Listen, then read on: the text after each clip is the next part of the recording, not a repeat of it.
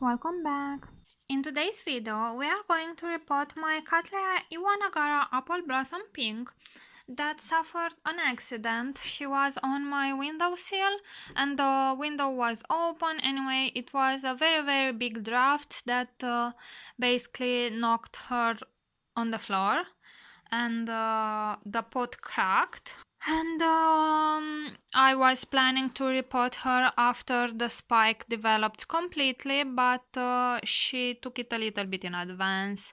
And as you can see, the pot is absolutely full of roots, and I really need to open it completely and place her in a bigger pot. Now, because this orchid has this tendency to branch out so many roots, this time I won't use a clay pot because anyway I don't have any clay pots that are bigger than 12 centimeters, and I will use 18 or 20 centimeters plastic pot. This orchid produces huge root systems, and the pseudobulbs can get quite large. As you can see, this is my last pseudobulb and it's absolutely huge. It is not as tall as this one, but it is a lot plumper.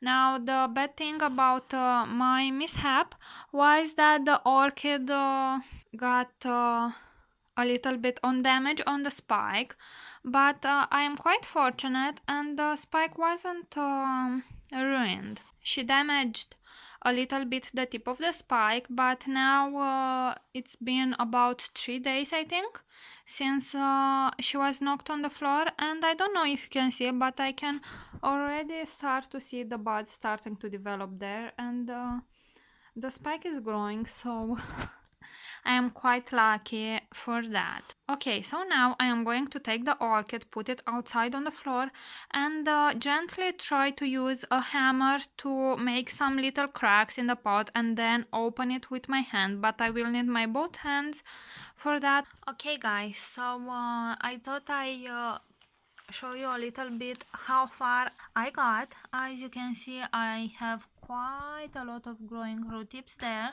that I didn't damage at all. I am using this sort of hammer, and when I have a piece of clay that it's quite attached to the roots, I am gently trying to move it to the right and to the left until it comes off. And I also forgot to mention that I make sure that this orchid is fully hydrated, so the clay gets a little bit expanded, so the roots. And pretty much, let me try to gently move it. Pretty much what I am doing right now, it is this, until it cracks. See? That is all I am doing. Alright guys, so we are going to do this together. Let's see if I can. Come on. Yes, it's coming off. So I have only these 3 roots that are damaged, and they are also dead. And that is pretty much all. Now all my roots are alive. They are stiff and firm. I know when I have repotted her, I left quite a lot of old roots. These are the ones from these 2 pseudobulbs that were already fully matured when I have purchased it, and afterwards she grew this small one, and last year this one. Okay guys, so let's go now on the desk. Okay guys, so I decided to put my Cattleya Iwanagara apple blossom in this 20 centimeter spot, and as you can see, it has only 4 little drainage holes on the bottom of the pot. And I really wanted a pot that doesn't drain very fast, because I wanted for the leca bees to be able, and for the roots to be able to absorb as much water as possible before it completely drains, because the orchid has a huge root system, and I thought it would be a lot easier for me. In the old setup that she was in the winter time she was drying out in about 1 to 2 days, and in the summertime in less than a half of a day she was completely dry out. So that was a little bit of a hassle for me to water. And you may ask if my spike won't be ruined. Well, no, it won't, because the absolutely fantastic advantage of using inorganic medium, it is that you don't really need to take every single piece of the leca and use a new fresh one, because inorganic medium doesn't decompose and the orchid doesn't suffer anymore that shock that it suffers when you repot an orchid from organic medium. And right now I will go and put a little bit of leca beads in and ceramis on the bottom of the pot, because let me show you something. Let's see if I can. In the middle I don't have all that many roots. Usually the roots tend to grow and attach to the sides of the pot, and they don't really go inside, so I have a little bit of a hole there, and I will make sure that I will add medium there as well. Now this time I will use about 50% leca and 50% ceramis. You can use only leca if you choose to. Right here I have the 4 to 8 millimeters leca, and this is the small version of ceramic. I just don't have the big chunks, and I use what I have. I know my Cattleyas are doing very well in this setup.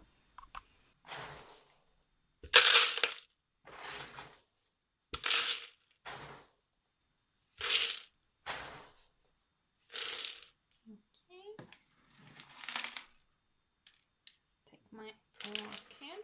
So I will make sure I will put the orchid with the back bulb as close to the pot as possible, so I leave as much space as I can for new growth to develop, because especially for this orchid, because she has big pseudo bulbs and huge leaves. This orchid produces usually 3 leaves, and the leaves get quite huge and fleshy. Now, unfortunately, when my orchid fell down, she damaged herself this leaf, but the leaf is still functional and I will not cut it. So let's take this medium and put it there. It is so much easier to repot orchids in inorganic medium. And because the pieces of leca and ceramis are so small, they are usually going on themselves around the roots and inside the root ball, and that is quite nice.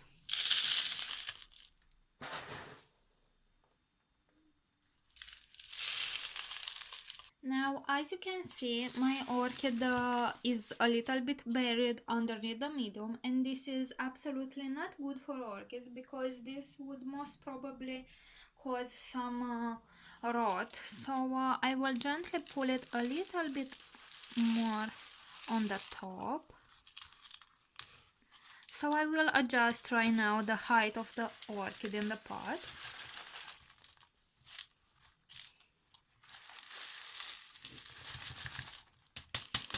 And let's tap it a little bit, make sure the medium it is on the right place. I am really not afraid that my spike will abort its blooms, because the orchid didn't suffer any shock, and right now I will go and water the orchid and put it in a very bright location, so the blooms develop nicely.